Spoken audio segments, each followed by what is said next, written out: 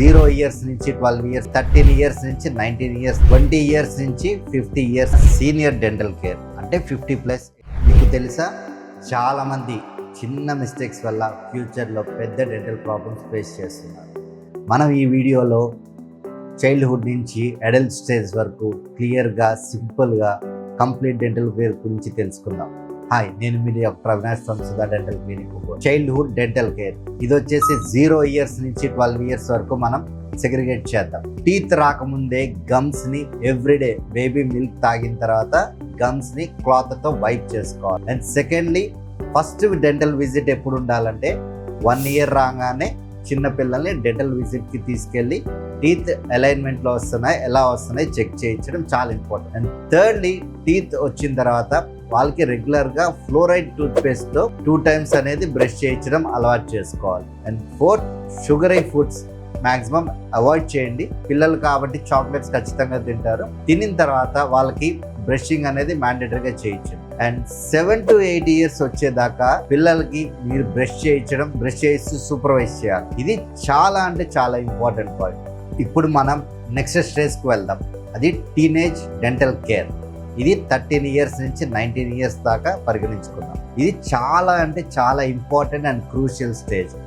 మెయిన్గా ఈ ఏజ్లో బ్రేసెస్ అండ్ అలైన్మెంట్ ఇష్యూస్ ఉంటుంది. చాలా మందికి బ్రేసెస్ వేసుకోవాల్సిన అవసరం వస్తుంది. ఎవరైతే ఫస్ట్ 13 ఇయర్స్ లోపల రెగ్యులర్ చెకప్కి వెళ్ళలేదో వాళ్ళకి మ్యాక్సిమం అలైన్మెంట్ ఇష్యూస్ ఉండి బ్రేసెస్ ఆర్ అలైనర్స్ వేసుకోవాల్సిన అవసరం వస్తుంది. అండ్ గర్ల్స్ చూసుకుంటే హార్మోనల్ ఇష్యూస్ వల్ల గమ్స్ అనేది ఇన్ఫ్లమేషన్ అంటే స్వెల్లింగ్ వచ్చే అవకాశం ఉంది. వాటికి బ్లీడింగ్ వచ్చే ఛాన్సెస్ ఎక్కువ ఉన్నాయి. ఈ టైంలో జెన్జీ మిలీనియల్ కిడ్స్ ఉంటారు కాబట్టి ఎక్కువ జంక్ ఫుడ్స్కి బాగా అలవాటు పడుతుంటారు. సో క్యావిటీస్, పుచ్చులు అనేది చాలా కామన్గా వీళ్ళల్లో ఉంటాయి. అండ్ ఫైనల్గా వీళ్ళని మాత్రం ఎవ్రీ 6 months మ్యాండేటరీగా మీరు డెంటల్ చెకప్కి తీసుకువెళ్ళాలి. ఏమన్నా క్యావిటీస్ ఫామ్ అయి ఉంటే ఇనిషియల్గా వాటికి రెస్టరేషన్స్ చేయించేసేది. థర్డ్ది, అడల్ట్ డెంటల్ స్టేజ్ 20 ఇయర్స్ నుంచి 50 ఇయర్స్ దాకా చాలా క్రూషియల్ రోల్ అండ్ చాలా నెగ్లెక్ట్ చేసే స్టేజ్ ఇదే. ఈ స్టేజ్లో టీత్ మీద ప్లాక్ అంటే పాచ్ ఫార్మేషన్ చాలా ఎక్కువగా ఉంటుంది. అండ్ మనం చాలా నెగ్లెక్ట్ చేసే స్టేజ్ కూడా ఇదే. ఈ ప్లాక్ వల్ల జనరల్గా గమ్స్ అనేవి బ్లీడ్ అవుతూ ఉంటాయి. అండ్ ఆ స్టేజ్ కూడా నెగ్లెక్ట్ చేస్తే అది చాలా సీరియస్ ఇష్యూ అవుతుంది. ఈ స్టేజ్లో ఉన్న వాళ్ళు ప్రతి ఒక్కరు కంపల్సరీగా ఎవ్రీ 6 months ఒకసారి క్లీనింగ్ అనేది చేయించుకోవాలి. అండ్ ఉండే వర్క్ స్ట్రెసెస్ వల్ల టీత్ అనేది జనరల్గా గ్రైండ్ అవుతూ ఉంటాయి. సో దీన్ని బ్రక్సిజం అంటారు. ఈ బ్రక్సిజం వల్ల ఏంటంటే పళ్ళు అరిగిపోయి సెన్సిటివిటీ వచ్చే ఛాన్సెస్ ఎక్కువగా ఉంటాయి.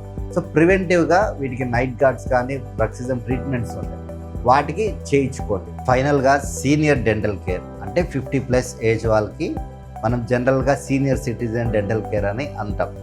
సో వీళ్ళల్లో చూసుకుంటే మనకి టూత్ అనేది పోయి ఉంటాయి. చాలామందికి టూత్ ఎవరైతే సరిగ్గా చెకప్ చేయించుకోకుండా ఉన్నారో ఈ స్టేజెస్లో చాలామందికి టూత్ అనేది లూస్ అయి ఉంటాయి లేదా టూత్ మిస్ అయి ఉంటాయి. వీళ్ళకి మెయిన్గా ఏజ్ పెరిగే కొద్దీ ఏంటంటే డ్రై మౌత్ అంటాం, అంటే ఉమ్ము రావడం అనేది తగ్గిపోయి వాళ్ళకి చాలా డ్రై మౌత్గా ఉంటుంది. ఈ డ్రై మౌత్ వల్ల కూడా పుచ్చులు వచ్చే అవకాశం ఉంటుంది.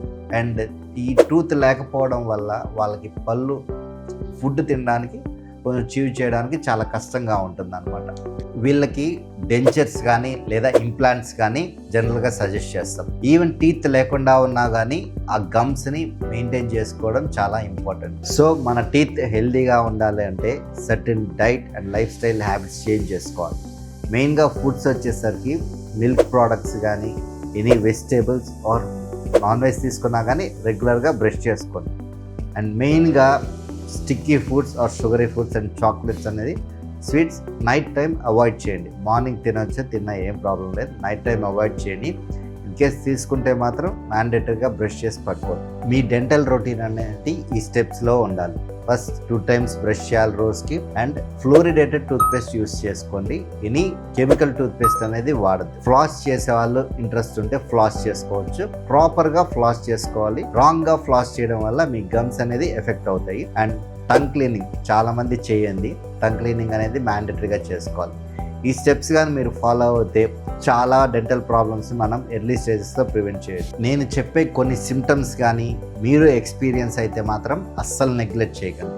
మెయిన్ టూత్ పెయిన్ వచ్చినా ఇమీడియట్గా మెడికల్ షాప్కి వెళ్ళి ట్యాబ్లెట్ తెచ్చుకొని మాత్రం వేసుకోవద్దు.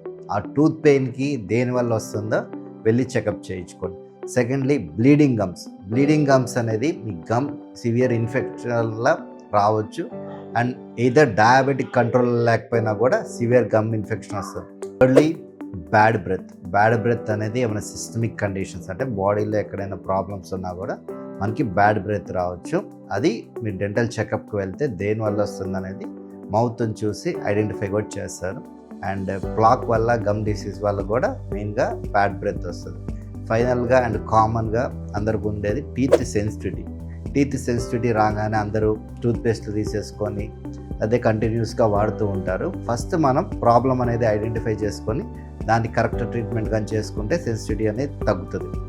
ఈ ప్రాబ్లమ్స్ కానీ ఉంటే మీరు ఇమీడియట్గా డెంటిస్ట్ని కన్సల్ట్ చేసుకొని మీ ప్రాబ్లమ్స్ని రెక్టిఫై చేసుకోండి. మీరు హెల్దీ స్మైల్ మెయింటైన్ చేయాలంటే రొటీన్ డెంటల్ చెకప్స్ అనేది మ్యాండేటరీ. సో ఫైనల్గా మీకు డౌట్స్ ఉన్నా కూడా కింద కమెంట్ సెక్షన్లో కమెంట్ చేయండి. ఇలాంటి యూస్ఫుల్ వీడియోస్ కోసం please subscribe Sudha dental clinic Ongole.